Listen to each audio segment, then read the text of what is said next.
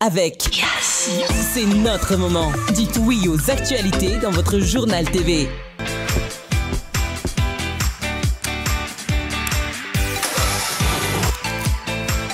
De beaux projets pour des budgets serrés. Batimax, le partenaire des bons plans. Batimax, la qualité au meilleur prix. Manolcianoni vaovao.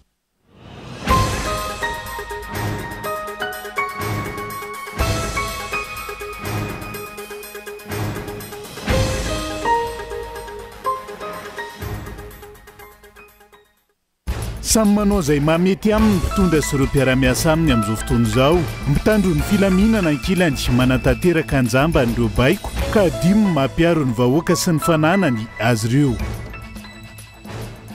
Nitondra bidon mavo labozisy jirona koa teny amin'ny antenimera ny olona androany ireo mpanolo-tsainy ny tanàna ny Antananarivo renivohitra avy amin'ny fanoherana hetsika natao manoloana ny fahatapahan-jiro sy rano amin'izao fotoana izao. Kasaigny Andry Rajoelina atao isaky ny komuna indray ny fividianana olona raha toka isaky ny distrika zany hatrizay hoy ny solombavam-bahoaka. I Rajoelina izay tsy nanaiky izany tamin'ny andro ny azo VM hisorohana ny alabato. Mahatsiaro ny fahadisoany ny fitondrana Rajoelina tamin'ny tetikasa teleferika sy bus électrique ka tsy mahasahy mampandeha izany amin'ny fotoana rehetra ho mpamakafaka ary toekarina. Anvelany nanao sonifana mafisana fiaraha-miasa vaovao ny filoha Amerikanina sy ny Prime Ministre Britanika fiaraha-miasa ara-teknôlôjia eo amin'ny rotondo izay hanamafisana ny fikarohana amin'ny fototra amin'ny IA na ny faharanitan-tsaina artifisialy ny antsiprian'izay.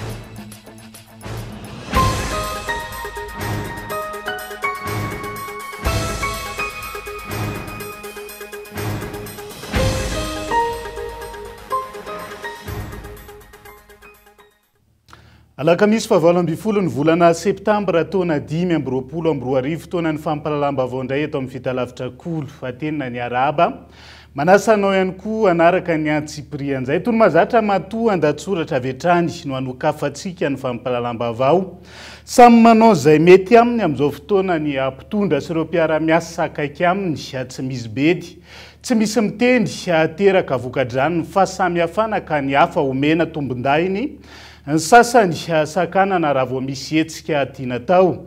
Ireo mpitandro ny filaminana sasany manatanteraka baiko anjamba ny fotsiny ihany eo anatrehan'izay ka dimbo ny mahampiaro ny vahoaka sy ny fananany azy ireo amin'izao fotoana izao. Matoa andatsoratra. Resy tanteraka Leo Delestage sy fahatapahan-drano izahay hoy ny mpanolo-tsaina kominaly Antananarivo renivohitra nitondra bidon mavo labozia sy jirona koa ka niazo ny lapa teny Anosikely nametraka taratasy miantony loha olona lalatena Rakotondrazafy idina eny Ambojatovo ny alakamisy 20 septambra ho avy izao iaraka itaky famahana ny olana nitaky ny fialan'ny chef district ny vahoaka Anarivon'ny Mamo ka nandritra izany nanararotra nitondra sora-baventy milaza fa Leo Delestage ihany koa ny mponina saingy mpitandro filaminana avy hatrany no nisitony izany teny an-tanan'izy ireo nanangatsaina teo amin'ny tanimbary ireo vahoaka iaran'ny fanotofana eny Laniera ilazana fa tanindrazana io malagasy ny tompony fa tsy teratany vahiny izay midika ihany koa hoe eto Madagasikara sika fa tsy any Frantsa na Chine na Dubai tsy niandry ela ihany koa ny mpitandro filaminana no nirahana anaisotra avy hatrany ireo sainam-pirenena napetraky ny mponina teo amin'ny tany fivelomany totofana tsy ankera ireo fa irasefo nga tsy Leo Delestage hoy ny olona teny Mertsetosika omaly fa irasefo nga tsy mihinambary hoy kosa ny olona teny Laniera fa irasefo nga tsy manana tanindrazana arovana hoy ny mponina ao Benetsy Toliary. Ireo tandrokary ny vozona natao hiary ny vahoaka sy ny fananany indray no niroso tamina fihetsika manao tsindrio falavo ny vahoaka tahaka izany mazava ho azy fa tsy maintsy misy olona ambony afaka mibaiko sy mifehy ireo mpitandro filaminana ireo no manome baiko ka manatanteraka tsy fidiny izay iraka mpanaovina azy ireo nahazo ny baiko. Olona ambony misitraka tombotsoa amin'ny fanotofana ny tanimbary any Laniera no afaka miroso amin'izany. Olona ambony misitraka tombotsoa manokana ny manome baiko ampiasa hery famoritana ny mponina ao Benetsy. Ohatra vitsy ireo fa miseho amin'ny endriny maro ny tsindry sy ny ramatahora ary ny hery famoritana ny vahoaka amin'ny alalan'ny baiko midina. Ankoatr'izay miariary ny fotanilany eo amin'ny fitondrana ny firenena ka ny hafa toanana sy omena tombony ny hafa sakanana tsy avela hetsika eny fa na dia ireo mikasa hanao asa soa anampy ireo mpiray tanindrazana aminy izay tena sahirana. Nanakoako ary novoizina mafy ilay karavany medikaly landian'ny 7 raha ny ainga tena amin'ny lapam-panjakana Iavoloha ny 9 septambra lasa teo ka hiazo ny faritra Menabe. Ireo volam-panjakana, ireo fitaovam-panjakana izay manaraka azy efa tsy ho resana intsony. Teo tahaka izany ve raha misy fikambanana hafa ankoatra ny association Fity iroso amin'ny fitsaboana maimaimpona ny vahoaka ampy amahana ny olan'ny fahasalamana ve ny fandraisana fanapahan-kevitra tao anatin'ny filan-kevitry ny ministra ka ilazana fa herisona ny fanomezana poste budgétaire misy 300 eo anivon'ny ministeran'ny fahasalamam-bahoaka. Ho voavavy ny olana mitranga amin'ireny hôpitalim-panjakana manerana ny nosy ireny eo anatrehan'izany. Ny olana amin'ireny hôpitaly ireny izay efa tsy mijanona ao anatiny intsony toy ny hoe tsy ampy mpitsabo, tsy ampy fanafody, tsy ampy fitaovana sy ny sisa fa efa mitatra ka miteraka olana ihany koa ety ivelany. Ohatra mazava ny Aobemavo, distrikany Beroro, faritra Tsimondrefana, lasa valanomby ny hôpitaly manara-penitra napetraky Andry Rajoelina ao an-toerana amin'izao fotoana. Ny ombin'ilay dokotera ihany izay efa niasa tao an-toerana mihoatra ny 10 taona io apetraka ao amin'ny tokotanin'ny hôpitaly io. Izany hoe samy mandeha samy mitady, samy manao izay mahafaly ny fony. Tsy misy bedy, tsy misy miteny, na dia efa hoenim-bolana azy izao no efa lasa valanomby tahaka izao ny tokotanin'ny hôpitaly Aobemavo. Mazava ho azy fa manelingelina ary misy fiantraikany amin'ny marary ny fisian'ireo omby ireo. Lasa mifangaro amin'ny biby fiompy ny marary, mikatsaka fahasalamana ao amin'ny hôpitaly. Manoloana izay fahatapahan-jiro sy tsy fisin-drano voaresaka tao anatin'ny matoa an-dahatsoratra izay nitondra bidon mavo labozisy jirina koa teny amin'ny anteny meran-doolona Nosy androany ireo mpanolotsain'ny tanàna Antananarivo renivohitra avy amin'ny fanoherana sasany. Nanatitra taratasy ho an'lo olona Lalatiana Rakotondrazafy izay miantso ny alo olona ho avy any Ambohijatovo hitarika ny olona hidina an-dalambe ny alakamisy 5 amby 20 ny volana septambra ho avy izao. Rina fitiavana no mitaritra ny Antsiprian'izay. Notaritarin'ireo mpanolotsaina ny tanàna Antananarivo renivohitra miisa 3 avy amin'ny fanoherana ny bidon jaune sy ny jirona koa ary ny labozia ny ainga teo ampitany galana andrefa nambojanahary ary nentin'izy ireo teo amin'ny anteny meran-drolona Anosy izany.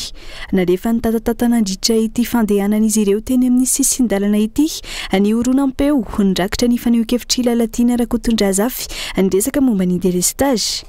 Nandeha anao tamin'ny propagande rehefa eo anao rehefa tonga amin'ny fitondrana vao miteny tsy mora ngefa efa miezaka mama zay ko naninona mipromettre ny olona rehefa fantatra fa tsy possible fa satria hoe andao andaingany reto voaka reto nge mora jonoina amin'lainge ino zamonty kabary miezinesana anie zany le retsy natao teo masony be sy ny maro témoin zany ny tany aman-danitra fa tsy menatra ianao nandaingy nefa rehefa avy eo aiza le vola dia rehefa avy eo amin'izay ianao dia hoe ka tsisy kosa nge ny volako fa lalatsy tanana ve ho atolo-jazy ka tsy tokony nandainga tamin'ny olona ianao fa nanao discours réaliste ary tsy zavatra tokony fipetra voalohany dia le aza mandaingy ary raha pitsavakapitso ihany koa ny olona mitaky ny délestage io aoka zay kosa mba raisina ndraikitra reo fitondram-panjakana tokony afaka midina an-dalambe dia tokony afaka maneho hevitra ao Ambohijatovo za dia mba anisany mihitsy amin'izany hoe za koa dia mba andeha hitolona rao Ambohijatovo hoe no délestage fa mijaly ny olona. Leo ny olana tsy voavany mpitondra manoloana ny délestage sy ny tsy fisin-drano izy ireo antony nanaovana izao hetsika faneho-kevitra an-dalambe izao amin'ny mahandry mpanjakana misahana sy miaro ny tombotsoan'ny vondrom-bahoaka paritra anoana nandehanan'izy ireo teny amin'ny lapana Nosy kely androany eo anatrehany fahatapahan-jiro sy ny rano amin'ny komina maro manerana Nosy raha ny fanazavana. Mazava be fa tsy mendrika ny vahoaka malagasy, tsy mendrika ny mponina Antananarivo amampanolotsain'ny tanànanay zao zavatra mitranga zao. Androany fotsiny ty tanako ty hitanareo 14 page ny délestage tournant eraka Antananarivo ny kely indrindra adiny 4 sasany mbola mendrika ny vahoaka na Antananarivo ve zany zavatra zany ary zay no mahatonga anay mijoro ankehitriny satria andraikitrahiny mitondra ny feon'ny vahoaka misolotena azy ireo amin'izay rafitra tokony andehanana satria tsy mety tsony zao zavatra zao. Vahoaka amin'ny commune izany tsy mitaraina raha mbola eto Madagasikara amin'ity tsy fahampin-drano sasany ara moa tsy tenena ntsony hoe fahatapahan-drano fa tena hoe tsisy rano mandritry ny taona taizany fampanantenana marobe zay natao ary manipy-teny zahay ho an'ireo olom-boafidy mitovy aminay na ireo olom-boafidy tsotra fotsiny dia ho zahay hoe matositsika napetraky ny vahoaka nametrahany fitokisana dia nijoro ho azy sy hiaro azy sy hiady ho azy. nisy ny fifampiresana teo amin'ny lehibe ny fiarovana eo anivon'ny sena sy ireo mpanolontsaina taoriana izay ahafahan'izy ireo miditra miona amin'ny loholona lalatiana Rakotondrazafy. Ohatra hoe misy zavatra tianareo atao dia tokony mangataka audience nareo zany dia tonga fa tsy amin'ny zavatra. Ny bidon jaune jirona koa mon colonel tsy mangataka audience. Ny bidon jaune sy jirona koa tokoa tsy mangataka audience.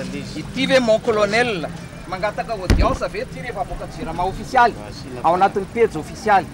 Ampanajana tanteraka mon colonel tonga izahay. Sy nandika lalàna izahay teny amin'ny trottoir izahay no nandeha fa saingy tsy malalaka amin'ny trottoir. Tsy tratra tao ity farany izay notadiavin'izy ireo ka nanoratra taratasy ho azy ireto mpanolontsaina. Miantso ny olona lalatiana Rakotondrazafy izy ireo hitarika ny olona hiditra an-dalambe araka ny votoatin'ny taratasy noho ny olana tsy ahitan'ny mpitondra vahaolana toy ny jiro sy ny rano. Tsy nandray ity taratasy ity ireo tompon'andraikitra teo amin'ny lapam-panjakana manome feim-potoana herinandro ho an'ity olona voatonona ity ireo mpanolontsaina tanàna ho avy any Ambozatovo iaraka hiditra an-dalambe amin'ny alakamisy 20 septambra ho avy izao araka ny fanambarana.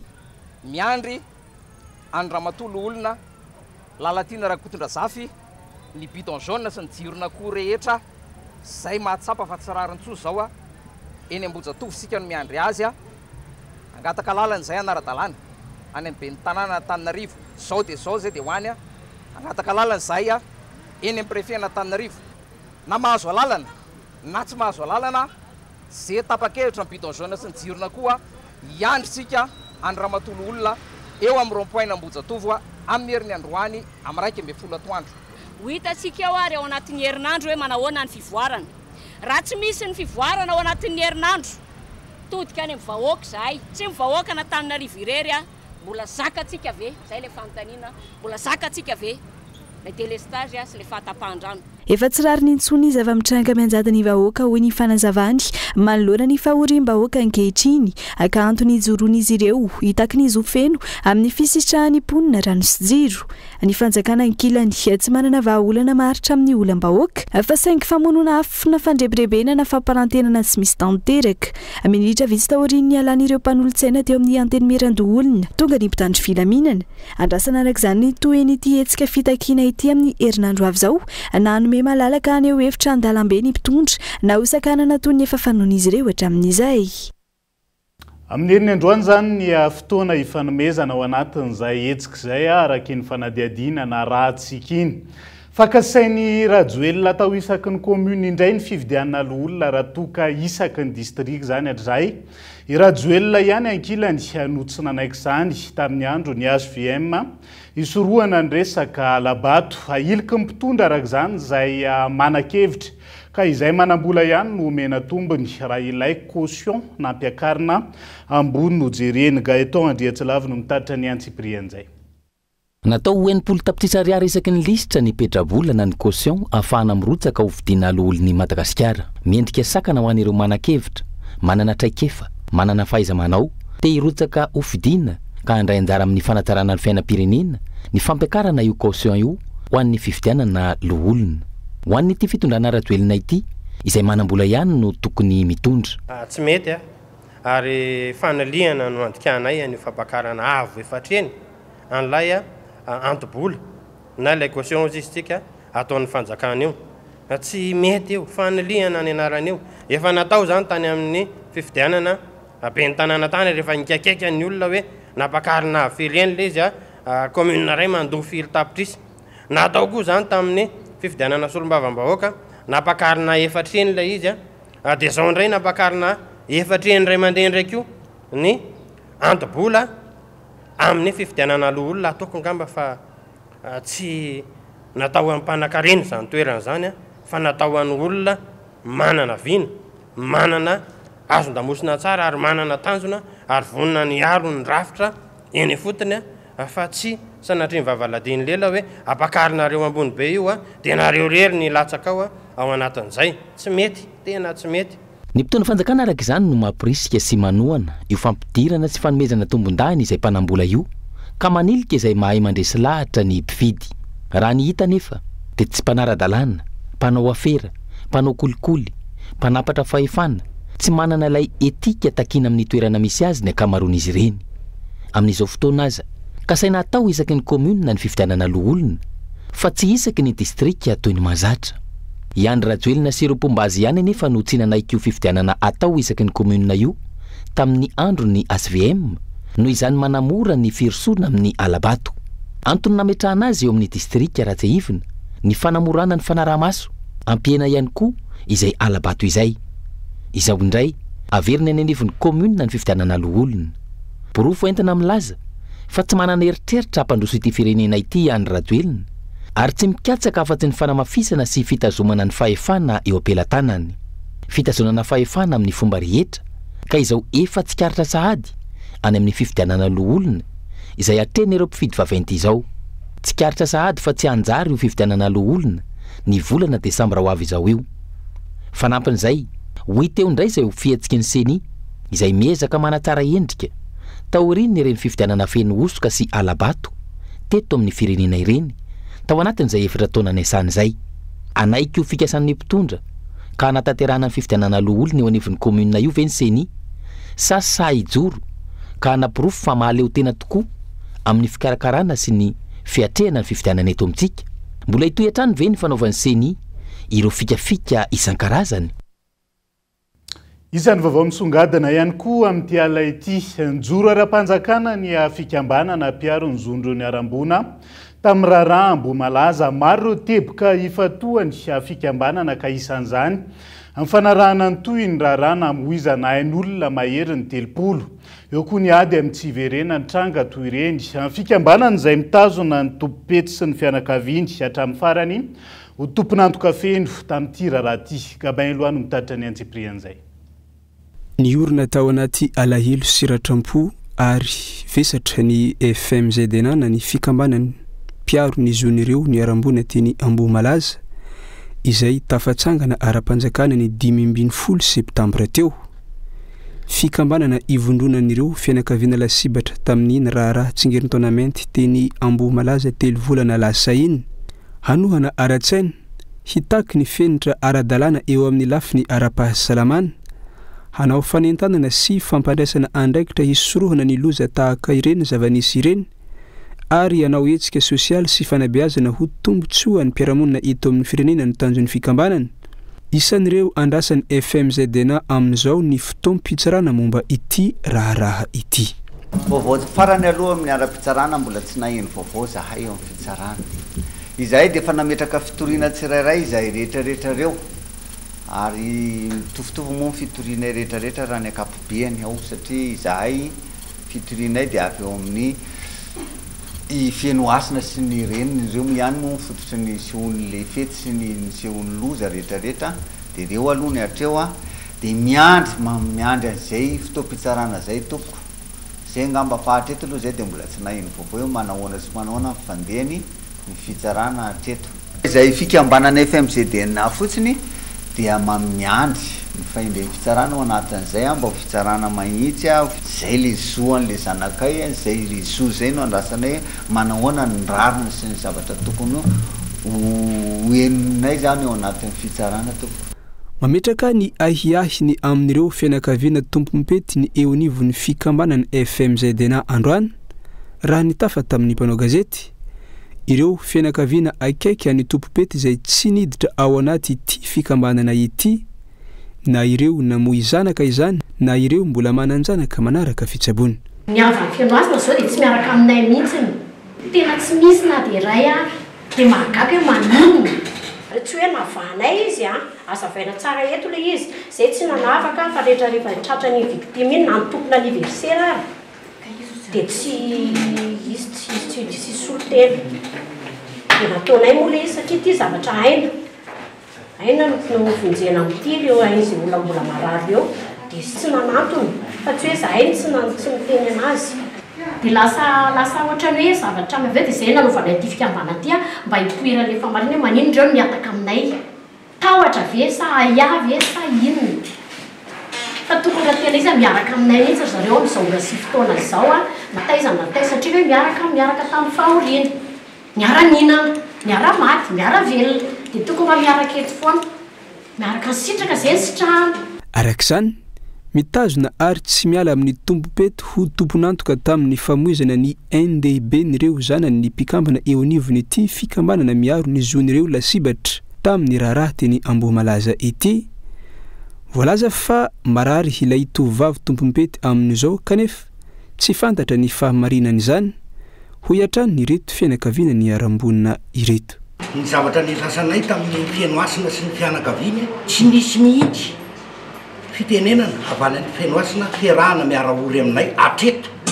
Eno izy hoe marary zavatra fantatra teo tany Manjakandriana izy mamanomba ny fa tany tsy tafiditra satria ny andro taratasin'ny procureur de la République zao izy lasa diverena tsy haiko ao atamora hoe marary izy proof zany hoe marary izy dia aizy izy ny marary fa izay dia tsy mahafantatra ny fisiny hatreto hoe ao atamora mariny izy izay rehetrarehetra ireo dia tsy miala amin'ny fianoasina satria gambana anareo raha mafy zany lozanjanaka zany raha ny tena izy tokony niara-ory taminay izy hoe indreto izay fa fetinao ve natrehan'ireo zaza reo dia maty daholo ireo zaza reo dia tsy tonga ianao mba nandray aman-dreninao tonga mitondra tena fampiononanao anay fa dia misiviziry amin'ny hevitra eo zany ny tena zavatra hoe izay rehetra tsisy miala amin'ny fianoasina.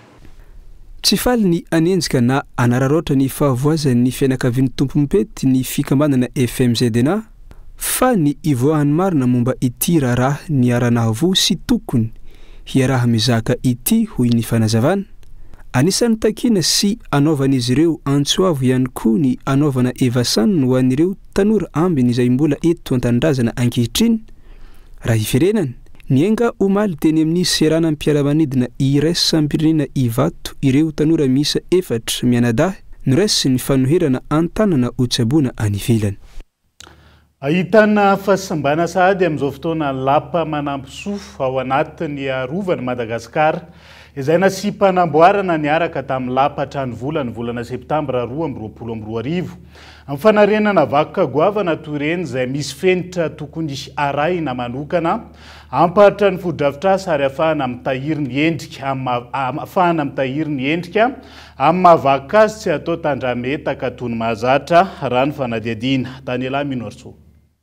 Raha toka isan'ireo fodrafitrasa namboarina niaraka tamin'ny lapa hatrany volany lapa manampisoa ao anatin'ny rovan'i Madagasikara ny volana septambra 2022 tsy mbola ampy telotona katroka akory efa ahitana fahasimbana izany amin'izao fotoana. Fahasimbana izay andeha tsy asina sy sata mahavakoka ny lapa manampisoa amahavakoka manatantara tokony hokajiana sy tahirizana azy ny mpahay-tantara nanaovana fanadihadiana. Ny fanarenana fodrafitrasa indrindra amina vakoka goavana tahaka itony izay tsy tokony atao tandrametaka fa mpanarana fenitra manokana tsy hanimba ny endrika mahavakoka azy raha ny fanazavana. Tsy zavatra natao andeha ho azy na azo tsotsorina amin'izay mety mahazatra antsika eo amin'ny fiainana andavanandro ny fanaovana an'izany.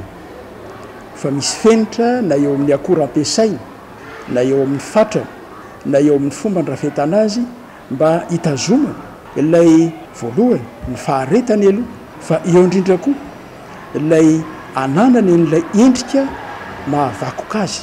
Izany hoe tsy fanarenana fefanarenana fotsiny no atao fa famerenana mihitsy amin'ilay vakoka amin'ny endrika maha izy azy mba ho voatahiry ilay tantara izay finosiny.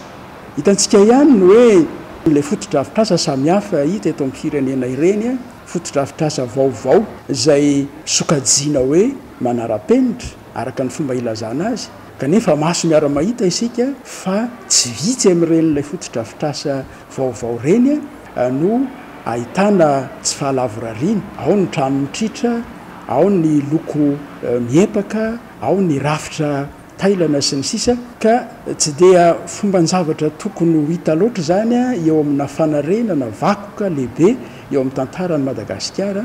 Raha iverenana toerana anisan'ny nanana ny asiny manokana teo amin'ny fiarahamonina sy ny tolo malagasy fahiny ny toerana anaty rova raha tsy laza afa-tsy ny rova eto Antananarivo. Ama toerana manakasina azy izay tsy nidikidirana fahatany fa nisy fepetra manokana ny fahafahana miditra ny rova teto Antananarivo saingy amin'izao fotoana matoerana manatantara azy lasa toerana natao zahana niova ny fomba fijery ny olona ny rova ny Madagasikara. Fa raha le tena fieverana n'ilay hoe hasin'ilay toerana arak'izay fomba ny sainana azy tany aloha dia everina fa efa tsy zanontsony mety ho fieveran'ny olona azy indrindraindrindra moa ny fisin'ny zavatra samihafa mifangarika be ao anatiny io anaty rova io dia vao mainka koa manamarina n'le hoe fahaverezakasy n'ilay toerana satria n'ilay anaty rovany misy fanahiny ary rehefa tsy aotsony zay le fanahiny zay dia tsy aotsony le hasin'le toerana inona moa le fanahiny eo le tantara fonosiny lay rehefa miditra ao anaty rova ianao zany dia tokony iaina ao anatin'ilay tantaran'ilay anaty rova fa raha makao anaty rova ngenao amin'izao fotoan'izao dia betsaka ny zavatra mampiviry ny saina amin'ny zavatra hafa satria tsy dia ahitana taratra n'izany le antsoina hoe fiainana mba anaty rova tamin'ny fotoan'andron'izany eo amin'ny famelomana ny tantara mantsy dia misy zavatra maro azo anehoanan'izay zavatra zay hitantsika iren'ilay toerana manatantara ny velan'ireny ny hoe hitany masonao eo na dia tsy le tena izy tsony azy fa efa zavatra namboarina tatioriana fa natao mitovy endrika aminy raha tsy ivina ny mpanjaka rasoerina izay nanjaka ny taona 3.720 hatramin'ny taona 8.720 no nampanamboatra ny William Paul ity lapa manampisoa na lapa soa izay lapa iray ao anatin'ny rovan'ny Madagasikara ity tamin'izany fotoana nahatra taonany maro ny fodrafitrasa tratran'ireo taranaka faramandimby araka izany mba tsy siny ny fitarany tokony hojerena akaiky tsy atao tandrametaka tahaka ireo fodrafitrasa hafa ny fanamboarana manaraka ny fenitra ny fahasimbana hita eo amin'ny lapa manampisoa anatin'ny rovan'ny Madagasikara dia izay ihany koa no hoentsika misendy vetivety eo anaty doka fohy aza misaraka aminay ary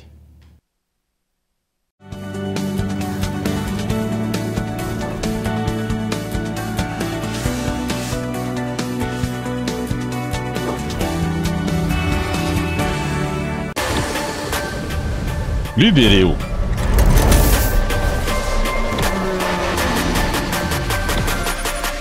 menaka avy lenta amin'ny vidiny sava be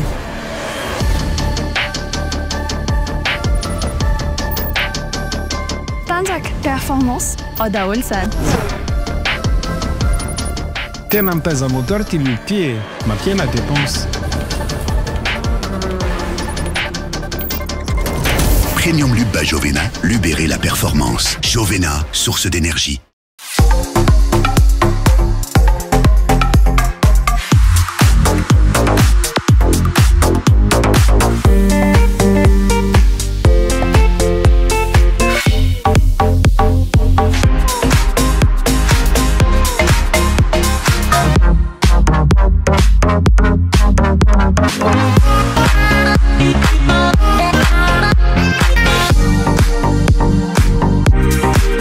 Love chocolate.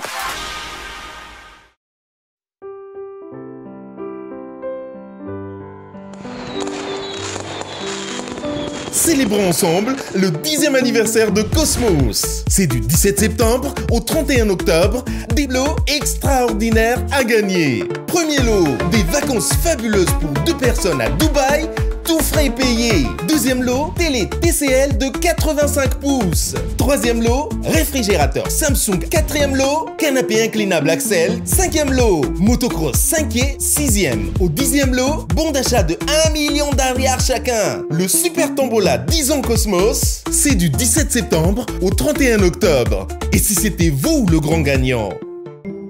Cosmos, votre partenaire de confiance.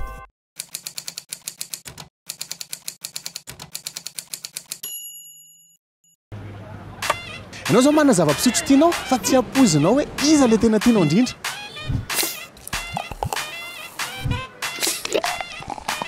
Dramana. Zao tsotra be ny kilalao antsika dégustation à l'aveugle. Yare lalao kely tsika. Mandroso eto.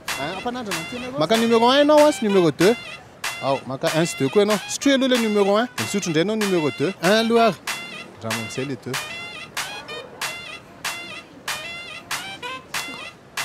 Ao, iza ny tsara kokoa?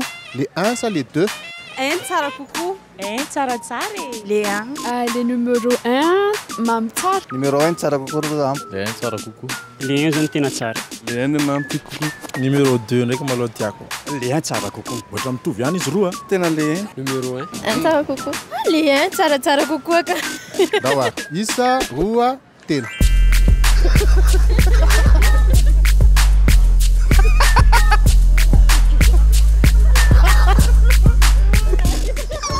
Oko sa le ex tsara tsara kokoa. Oko tsara kokoa. Le oko tsara kokoa. Oko tsara kokoa. Oko tsara kokoa. Oko tsara kokoa. Oko tsara kokoa. Oko tsara kokoa. Oko tsara kokoa. Oko tsara kokoa. Le oko tsara kokoa.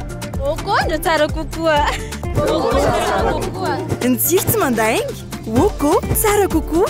Safidiny 27 isanjaton'ny malagasy. Maintenant ou jamais.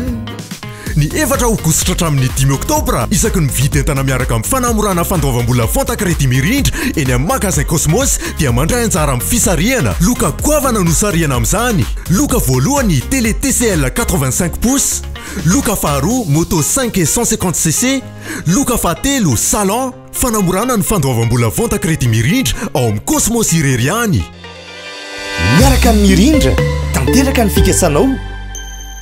Eo ambany fiainan'Andriamatoa Praiministra, lehiben'ny gouvernement Tatsay Christian, Ramatoa Ministra ny Fizahatany sy ny Asa Tanana, Viviane Dewa, sy olo manam-pahefana ao amin'ny faritra Menabe. Fankalazana ny andro iraisam-pirenena ny fizahatany 27-28 septembre ao Morondava. Lohahevitra, tourisme et transformation durable, isy carnaval bevata, famelabelaran-kevitra, fitsidina ny toeram-pizahatany ao Morondava. Zomba miavaka amin'ny plage eny, fampisehoana irana amin'ny artista maro, ka ho farana balafomanga, aresaky Morondava. Hetsika toana ny asy mpanoana mavitrika ny fizahatany.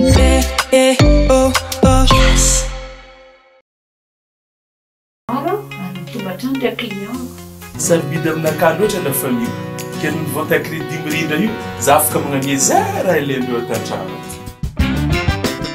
Ya pitendra fa manenga sakao nefa tsy nanana fahafanana ny anna instrument complet mihitsy amin'ny nefa androany miaraka amin'ny rindra tanteraka ny nofo. Nampivoatra ny fiainan'olona maro teto Madagasikara Fanta Crédit mirindra arahinao. Miaraka amin'ny mirindra tanteraka ny fikasanao. Pour une carrosserie parfaite, optez pour El Mondes, la marque professionnelle de peinture automobile. Le mastic corrige les imperfections, la peinture garantit une tenue durable. Le vernis illumine et démarque votre voiture. Certifié et disponible auprès de vos points de vente habituels, El Mondes assure un résultat exceptionnel. Faites confiance à El Mondes.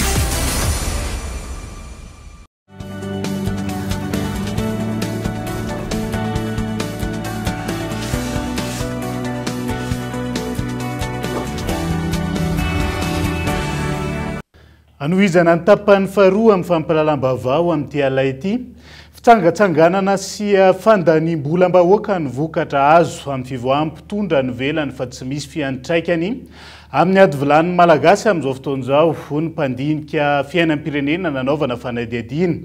Fitondrana efa tabidalaka leny fitondrana rajoelina ho ny fanazavana ka tsy mahavany olam-bahoaka intsony ankehitriny. Rina fitiavana no mitatitra ny Antsiprian'izay.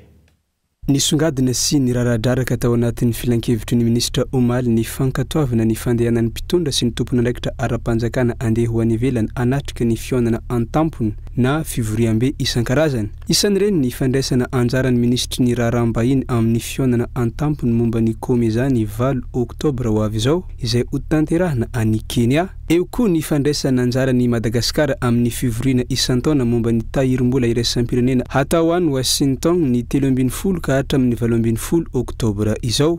Efa betsaka izay fivohan'ny mpitondra sy ny delegacionna maro mankany ivelany. Saingy tsy hita mivaingana miantraika any amin'ny fiainam-bahoaka ny vokany. Hoy ny pahay fitantanana sy mpandinika ny fiainam-pirenena. Volam-bahoaka no lany amin'ireny saingy tsy hita mangarahara sy tatitra mazava omena ny vahoaka na mandeha izany na rehefa miverina. Raha ny lojika dia tokony hoe matono mivoaka dia isy tombontsoa mbo entinao avy any. Fa matory zareo tsy miteny dia tsy misy zany.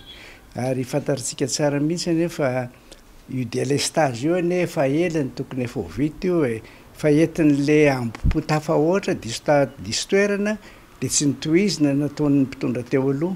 Le olona alefan'ko matetika tsy mahafehan'le resaka atao any satria azadinoina fa politika avolentany iny alehanao any ka lasa araka ny teny tanora mialatsiny hoe lasa mijery floara fotsiny zareo tonga any. Mandany volam-baoaka fotsiny zareo tsisy tombotsoa ny vahoaka mihitsy fa kosa misy tombotsoa ny zareo mandeha amina million dizaine de millions isan'andro voalazonao any de zay moa mamaky andrareo amin'ny zavatra araroty ny mpitondra itsangatsanganana ny di mankany ivelany fa ambanin-javatra ny tombontsom-bahoaka ny lafin'ny fanabeazana fahasalamana olany jiro sy ny rano fiakarany vidim-piainana tsy fanana asa no mahaharary ny vahoaka tokony atao laharam-pamehana ametrahana vahaolana maharitra saingy hodiny mpitondra tsy jerena izany tsy le tombontsom-bahoaka nyjereny fa le manodidina azy ireo no mahazo kely an'le tombontsoa madinidinika de mba hijanonana elaeleto de alao koa mba hijanona elaeleto le rangaty de zay le izy fa le vahoaka zany tena tsisy tokotaniny mihitsy tsisy tokotaniny fa ohatrany naperitretrany izy ny teny hoe zay tsy vitako tao anatin'ny tsy vitan'ny mpitondra tao anatin'ny 10 taona izy fitaiko anatin'ny 5 taona de lasa eritreritrany ny tena rehefa mijery hoe torava daholo le zavatra vita tao anatin'ny 10 taona tao anatin'ny 7 taona ka sao de zay ary ny tenitenenina hoe oravana anatin'ny 7 taona zay vita anatin'ny 10 taona ny fanteniko izy hoe tsy mila fanampiana avany ampamatsy vola fa raha iraka amin'ireo tsika ozy na 10 taona ary sy tafavoaka nefa to miaraka indray ilaina ny traikefa sy fahamatorana ara-pitantanana ny fitondrana ny firenena mila finiavana ara-politika mba tsy hijanona ho fampanantenana ambony latabatra ny vina napetraka fa asa vita no takiana amin'ny mpitondra ho ihany ny fanazavana ny zava-misy ankehitriny ny fampanantenana teo aloha mbola maro tsy vita ny fampanantenana hafa vaovao miampy indray tsy misy politika mazava fa hoentin'ny mpitondra amin'ny fitantanana taitaitra sy fisehosehoana ny firenena mbola lavitra ilay Madagasikara tsy maintsy mandroso fa mifanohitra amin'izany aloha hatreto no misy matsiaro ny fadisony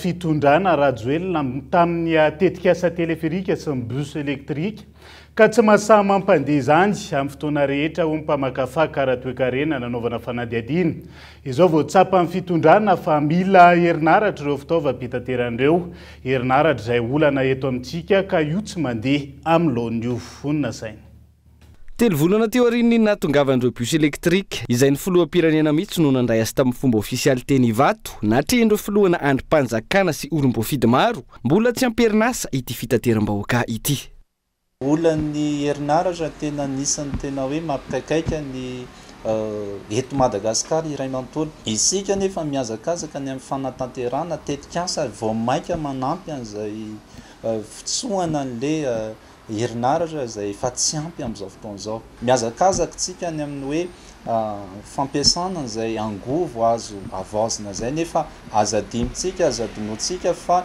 ilay bus électrique izay mandeha amin'ny alalan'ny vatoaratra na ny bateria dia tsy maintsy mbola chargetsika amin'ny alalan'ny herinaratra izay efa mampilay efa olany jirama amin'izao fotoana izao iny tsy fampiny raha miresaka teleférika sy miresaka ny bus électrique izay nandanitsika teto Madagasikara namoatsika nanaovantsika investissement betsaka tsika amin'izao fotoana izao de reny zany efa tetikasa hita taty amin'ny voalohany mihitsy hoe efa tetikasa tsy afahantsika mahazo tombony tsy anao an'le fiarikarena tsy créer akory le antsinao hoe valeur ajoutée angovo maitso ho fiarovana ny tontolo iainana no antony namoronany vahiny itony karazana fitaterana mandeha amin'ny herinaratra itony angovo azo avaozina no amahanana azy hialana amin'ny fampiasana solika ny antsika eto Madagasikara nefa ny solika ihany no ampiasaina amahanana ny vatoaratra ireo fiara ireo herinaratra efa tsy ampy ho an'ny orinasa sy ny vahoaka malagasy no mbola andrimbinana ho an'ny ity bus électrique sy teleférika ity mampalahelo eto Madagasikara zany amin'ny tetikasa tahaka an'ireny teleférika sy ny bus électrique reny raha tsy efa vitatsy rehefa tafajoboka ao anatiny isika eto Madagasikara raha tsy efa mihitatsika ao anatiny le hoe inona le vokatra ratsy ateraka le tsy fahombiazan'le tetikasa any foana Madagasikara zay vao tonga saina nefa tadio fa volam-bahoaka investissement no ataotsika any ka somary mahamenatra ihany hoe ora efatra ve no andianan'ilay teleférika ao anatin'ny raha ihany ay ve izy tika izany tena tsy misy mpandeha sa ve hoe tsy ampy kay ve zany le herinaratra izay hoentsika ampiodinana izay teleférika zay tahaka an'izay ihany koa ny bus électrique inona no tena nampiazakazaka amin'ny Madagasikara anao an'izay nefa ny olany herinaratra azy atontoerana tsy voavary nolazaina fa mpanohitra ireo rehetra tsy nanao merci président tamin'ireo tetikasa ireo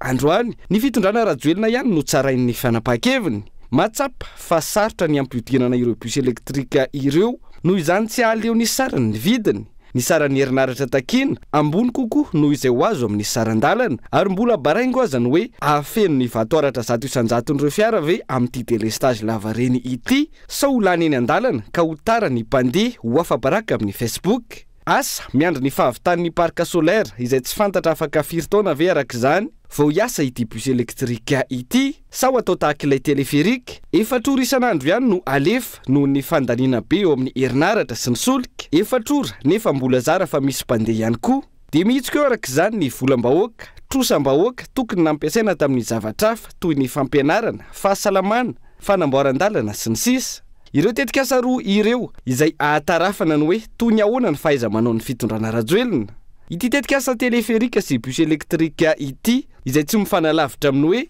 novidina ny akofaka nanofo na poulet de chair misy roa alina efa natotona ny vidianan'izay daholo ny vola rehetra vao tonga saina fa ka ireto akoho ireto mila provandy mila fitsaboana sy ny sisa dia ny sarety hatrany no mandeha alohan'ny omby amin'izao fitondrana rajoelina izao ireny zany ny karazana ohatra tsotra nentin'ny sampana fampalalambavao nentina nampitahina ny zava-misy marina sy ny fomba fitantana ny mpitondra ny firenena amin'izao fotoana izao fa nisokatra nanomboka androany ny sidina vaovao mampitohy an'Antananarivo Saint-Denis fiara-miasa eo amin'ny kompania pitaterana Madagascar Airlines sy Corsair izy io hanamorana ny fivezivezena eto Madagascar La Réunion ary Frantsa Ontale Général Madagascar Airlines misy sidina misa roa isan-kerinandro ny alatsinainy sy ny zoma entiny Corsair ao anatin'izay fa tsatra ny fividianana katsaka eto an-toerana ireo orinasa lehibe mpamokatra sakafom-biby amin'izao fotoana izao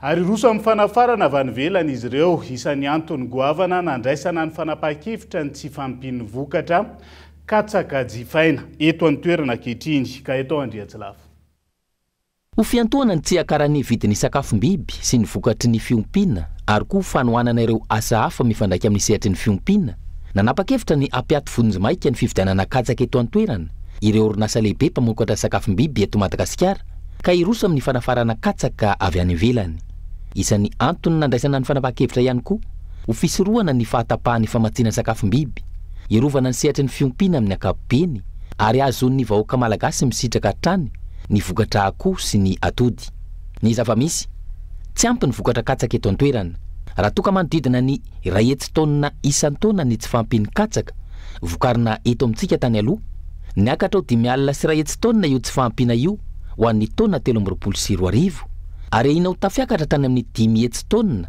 ny tsy fampina ho an'ny taonina 13 vokatra izay tsy mitsaha mitombo ny vidin'ny katsaka manomboka ny volana jona isa-taonina efa tafiakatra 2 ariary zany ankehitriny ary vinavinaina iakatra 500 ariary ny volana oktobra sy ny volana novambra eo ampiandrasana ny taom-piotazana manaraka maro amin'ireo mpanangom-bokatra ihany koa ny manao stock ahafana mampiakatra io vidin'ny katsaka io hatreto mbola tsy fantatra hoe firy taonina io katsaka afarana avy any ivelany io raha toka 9 alina taonina no nahazoana lalana tamin'ny taona lasa tsy ahevina hatrany mitazona anjara toerana lehibe eto Madagasikara ny katsaka amin'ny sakafon'ny olona sy ny sakafon'ny biby famokarana zava-pisotro sy ireo karazana sakafo hafa amin'ny sakafom-biby ny 50 isanjato ny vokatra eto an-toerana dia makany amin'ny provandy avokoa ka ny 90 isanjato ny provandy io dia katsaka ihany koa no entsika miampita ao anatin'ny maresaka iraisam-pirenena vetivety nanao sony fanamafisana fiara-miasa vaovao ny filoha amerikanina sy ny prime ministre britanika androany fiara-miasa ara-teknôlôjia eo amin'ny rotondo izay hanamafisana ny fikarohana mifototra amin'ny na ny farany tatsaina artifisialy fifanarahana izay mahakasika ny fitondram-panjakana n'université ary ireo orinasa misehatra tsy miankina eo amin'ny firenena rotonda dia izay ihany koa no entsika manakatona ny fiarahana amin'ity ala ity naizanaiza misy anao ankasitrako ianao nanaraka ny fampalalam-bavao hatramin'ny farany mandrapitafa ao amin'ny rapitsondray ary veloma tomboka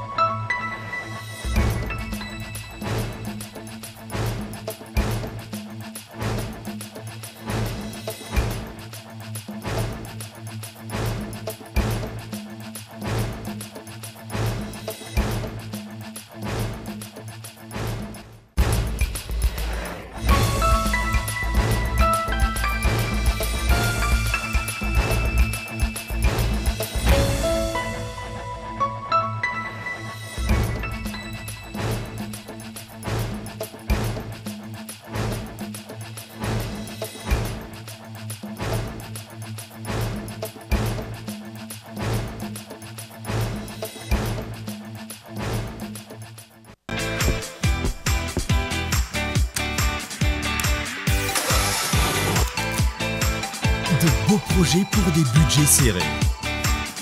Batimax, le partenaire des bons plans. Batimax, la qualité au meilleur prix. Vous a présenté Nivava. Avec Yassi, c'est notre moment. Dites oui aux actualités dans votre journal TV.